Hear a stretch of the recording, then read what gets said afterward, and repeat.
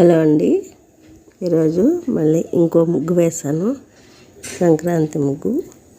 ఇది మీనాల ముగ్గు అనమాట. మ్యాంగోలో వేసినట్టు వేశాను. ఇది ఎన్ని చుక్కలు అంటే 17 చుక్కలు, మధ్య చుక్క 9 వచ్చే వరకు అనమాట. ఇదిగోండి, ఇలాగా కమలాలును మీనాల ముగ్గు అనమాట. డిజైను బార్డర్ ఇలా వేసాను మ్యాంగో లాగా. ఇప్పుడు వేసాను అన్నమాట. ఇది